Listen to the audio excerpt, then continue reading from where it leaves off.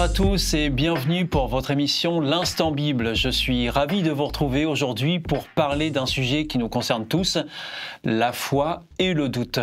Comment croire en quelque chose qu'on ne voit pas ? Est-ce vraiment raisonnable ? Pour en parler, j'ai le plaisir d'accueillir les pasteurs Pascal Rodet, bonjour. Bonjour Stéphane, bonjour à tous. Et Philippe Lauduc, bonjour. Alors messieurs, bienvenue pour cette émission L'Instant Bible. Nous allons tout de suite entrer dans le vif du sujet. Lorsqu'on entend souvent dire qu'il faut voir les choses pour les croire, est-ce que dans l'évangile de Jean, on trouve aussi des situations comme celle-là où quelqu'un est en proie au doute et demande à voir pour croire, pasteur Pascal Rodet? Alors c'est vrai qu'il y a pas mal de questionnements sur ce sujet. On pense, quand on parle Bible, tout le monde croit sans avoir vu, etc. etc. Ce qui n'est pas toujours le cas. On a plusieurs personnages, et un en particulier dans l'évangile de Jean, que l'on appelle Thomas, qui est d'ailleurs passé un peu dans la pensée populaire. Ah, moi je suis comme Thomas, je ne vois que ce que je crois. Et c'est pas pour rien. Parce et donc que ça vient de là? Ça vient de là, tout à fait. C'est une expression qui est issue de cette expérience du disciple Thomas, à un moment donné de la rencontre avec Jésus. Et dites-nous dans quelles circonstances exactement Alors c'est une circonstance un peu particulière parce que c'est après la crucifixion, après la résurrection, où Jésus va se présenter à plusieurs de ses disciples, où il a entendu à un moment donné les autres disciples dire « ça y est, Jésus est ressuscité, il est vivant ». Et là, en effet, quand on lit dans l'évangile de Jean, il a une petite remarque qu'il dit dans le chapitre 20 de Jean au verset 25. « Les autres disciples lui dirent donc « Nous avons vu le Seigneur », mais il leur dit « Si je ne vois pas dans ses mains la marque des clous, si je ne mets pas mon doigt à la place des clous et si je ne mets ma main dans son côté, je ne croirai pas. » Donc là, c'est clair, on sent que c'est la personne, et il y en a d'autres dans le monde. On a au niveau de la foi un personnage qui veut voir pour croire. Et donc ça, c'est une réalité, le dit. La Bible nous le montre. Et je pense qu'il représente véritablement toutes ces partie des personnes qui ont besoin de voir pour croire quelque chose. La réponse d'ailleurs de cette expérience de Thomas est assez intéressante quand on continue son expérience. Il rencontre Jésus. Jésus lui propose de toucher, en effet, là où il y a eu ses clous, là, de toucher, voir c'est lui, ou c'est du vrai, c'est du concret, quoi, c'est ça. Donc là, il peut croire du coup. Là, du coup, il peut croire. Et la réponse de Jésus est assez intéressante. Jésus lui dit « Parce que tu m'as vu, tu as cru. Heureux ceux qui n'ont pas vu et qui ont cru. » Et là, Jésus maintenant parle d'une autre catégorie de personnes qui, certains n'ont pas besoin de voir pour croire. Alors, pasteur Philippe Lauduc, je me tourne vers vous. Est-ce que vous pouvez nous dire aussi si dans la Bible, on trouve des personnes qui, elles, sont le contre-exemple de Thomas, qui croient sans voir? On pourrait penser que tous ceux qui sont nés avant l'arrivée de Jésus sont dans ce cas-là, puisqu'en effet, ils ne l'ont pas vu. Et pourtant, on trouve une parole de Jésus qui est intéressante dans Jean chapitre 8, où il nous dit que Abraham, parce qu'il discute avec des Juifs, et pour un Juif, Abraham, c'est le personnage vraiment essentiel, et il parle d'Abraham avec ces Juifs, et il dit « Abraham, votre père, a été dans la joie. En effet, il a espéré voir le jour où j'allais venir, dit Jésus. » C'est Jésus lui-même qui parle. Jésus, voilà. Et il l'a vu, et il a été rempli de joie. Donc, quelque part, Jésus nous dit que Abraham, de son temps, même si Jésus n'était pas encore né à l'époque, il a eu une sorte de vision qui fait que c'est comme s'il l'avait vu vraiment.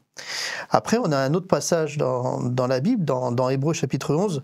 C'est un fameux chapitre où on a la liste de tous les hommes de grande foi, ceux qu'on va mettre en exemple. Et Abraham fait partie de cette liste-là, où on nous dit que c'est par la foi qu'Abraham a pu faire des tas de choses, allant même jusqu'à sacrifier son fils.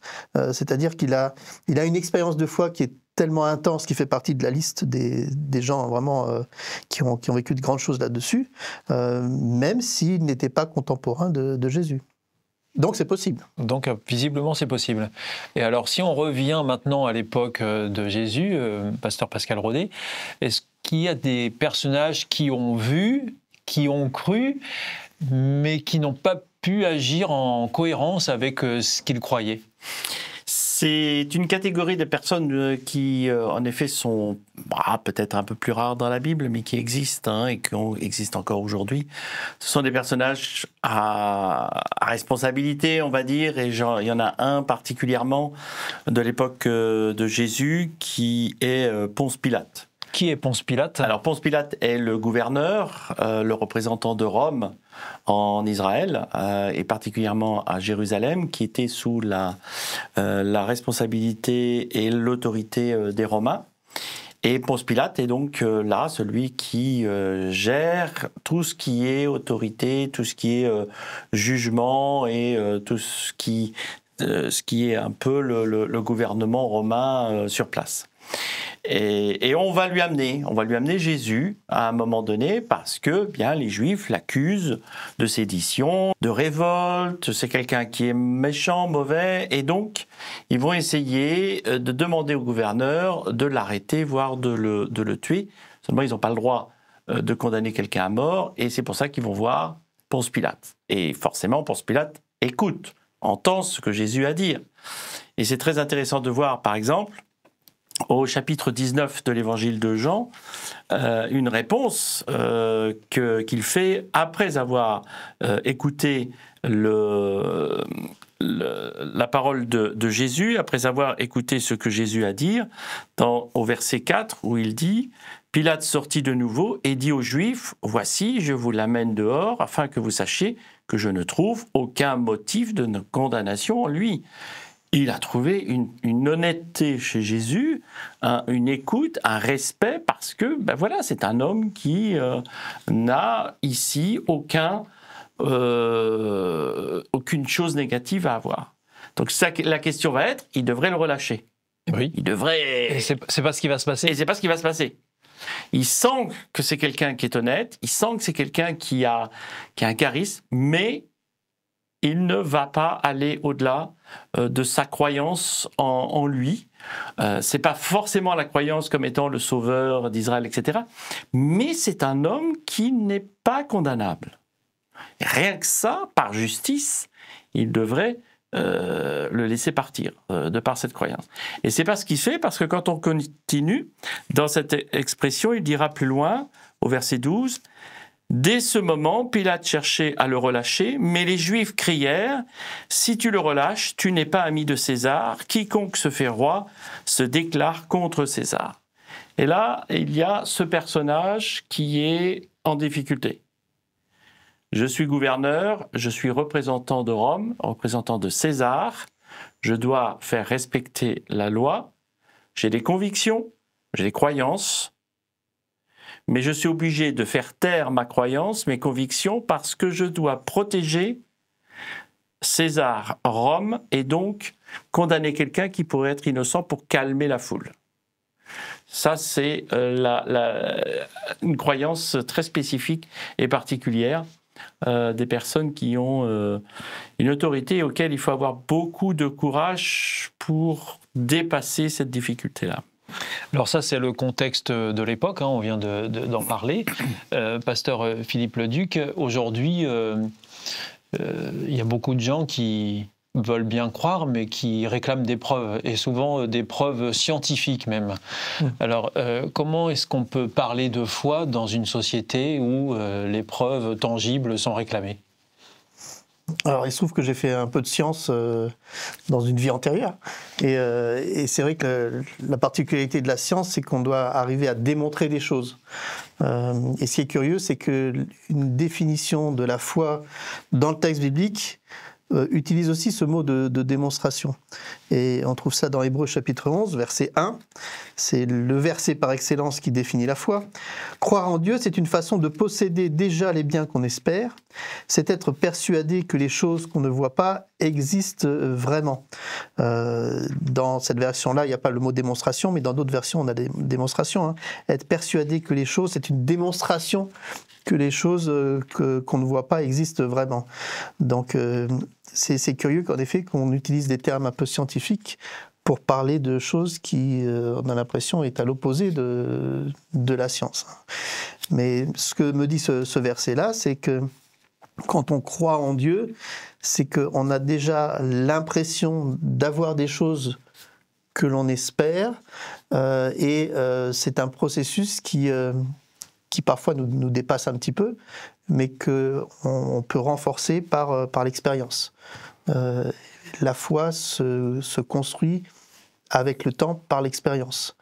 Et c'est ce qui est la démonstration, entre guillemets, de tous ceux qui croient, qui ont des fois du mal à expliquer comment est le processus, mais peuvent simplement dire, écoutez, moi, c'est mon expérience, c'est ce que je vis, et c'est pour ça que j'en arrive à cette conclusion aujourd'hui, qu'en effet, je suis croyant.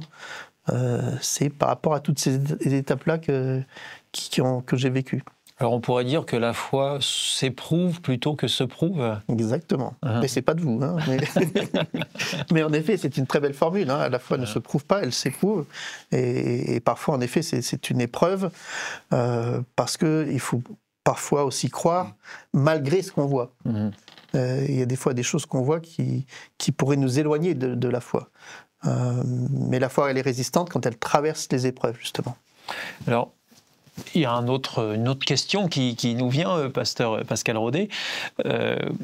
Dans notre vie quotidienne, justement, si on souhaite avoir cette démarche de foi, comment est-ce qu'on peut faire la différence entre une foi aveugle et puis une foi qui soit un peu réfléchie quand même ? Ça fait partie en effet des expériences qu'un homme ou qu'une femme de foi doit faire. C'est-à-dire à trouver le juste équilibre entre ce qui est raisonné, ce qui est réfléchi, et aussi sur une action qui, à un moment donné, on va dire, Seigneur, je ne sais pas ce qu'il en est, mais je te laisse dans ma vie prendre des décisions que je devrais prendre, ou de me montrer dans quelle voie il faudrait aller, et donc je laisse faire. Donc là, il y a un milieu à avoir. Je pense que c'est comme un peu une image que je vais prendre pour la conduite. Quand on conduit, j'ai confiance en ma voiture, en celui qui me l'a construit. Hein, je dire, allez bien. Et puis on m'a dit, voilà, il y a quelques règles à faire attention. Tu dois de temps en temps vérifier dans ton rétroviseur, regarder ce qui est devant, regarder ce qui est derrière. Tu conduis, tu as un itinéraire à avoir. Tu fais attention aux panneaux qui t'indiquent petit à petit où tu en es. Ça, ce sont des indications de la vie qui te disent il y a besoin de réfléchir. Mais après, il y a une certaine confiance et une foi en disant voilà, j'avance avec le véhicule que l'on m'a donné, avec la confiance de ceux qui sont autour de moi, parfois. Hein, parce qu'il y a des accidents qui sont faits aussi par rapport à d'autres qui ont mal fonctionné. Mais je pense ici que dans le monde dans lequel on est, c'est ça aussi la foi. C'est-à-dire qu'à un moment donné, je décide de prendre la voiture, de conduire, avec peut-être les risques qu'il y a, mais à un moment donné, Seigneur, aide-moi à la bonne conduite, sachant que je vais avoir des panneaux qui vont m'aider à avancer. C'est un peu ça qui est donné par Paul d'ailleurs, hein, pour reprendre un texte qui est proposé dans ce domaine-là, qui est dans 1 Thessaloniciens chapitre 5, et Paul donne ce conseil, examinez toutes choses, retenez ce qui est bon. Il y a donc ici toujours forcément la foi qui intervient, mais aussi le raisonnement. J'examine qu'est-ce qui est bon, qu'est-ce qui est le bon itinéraire, qu'est-ce qui est le bon choix d'itinéraire, de passage, de relations l'un avec l'autre, ce qui est médit. Il y a forcément une part où je dois être conscient de ce que je dis et ce que je fais. Alors, pour terminer, pasteur Philippe Leduc, il arrive que même quand on a la foi, parfois on traverse des périodes de doute. Et pour ceux qui nous écoutent là en ce moment et qui seraient dans ce cas-là, dans ce contexte-là, qui auraient la foi mais qui auraient des doutes, vous l'avez dit vous-même tout à l'heure, qu'il y a des situations parfois qui même peuvent nous faire douter, nous éloigner de la foi. Quel conseil vous auriez à donner quand on traverse ces moments-là ? Il y a une expérience que Jésus a vécue avec un homme qui, après avoir fait une expérience avec Jésus, après avoir vu un miracle, va vers Jésus et lui dit cette phrase, je suis dans Marc 9, verset 24. Une fois qu'il a constaté que Jésus avait réalisé ce miracle, il va dire « Je crois », donc j'ai la foi, hein, mais aide-moi parce que je n'ai pas assez de foi. D'autres versions disent « Viens au secours de mon incrédulité ». Et donc c'est un cri de demande à l'aide, hein, parce que en effet il y a des moments où on a l'impression que le socle sur lequel on était posé s'écroule et on n'a plus rien auquel se raccrocher. Et dans ces cas-là, la seule manière, c'est de ne pas rester seul dans son coin, mais de demander de l'aide. Et à qui de mieux que de demander de l'aide à Dieu lui-même, qui est la source de la foi. Et donc c'est ce réflexe-là qu'il est bon d'avoir, en disant, là, je pense que je suis en train de m'écrouler quelque part dans mes valeurs, dans mes convictions. J'ai besoin que tu puisses me redonner un petit coup de... Et ça passe par des expériences. Hein. J'ai besoin de vivre quelque chose de puissant, c'est maintenant, j'en ai besoin. Et cette prière-là ne peut être qu'entendue par Dieu, qui ne demande que cela, de nous faire vivre des expériences. Merci à nos deux invités pour ces échanges enrichissants. Nous avons appris que la foi n'est pas une démarche aveugle, mais qu'elle s'appuie sur des témoignages, des expériences et aussi une réflexion personnelle. Le doute fait partie du chemin, mais il peut nous conduire à une foi plus profonde et plus authentique aussi.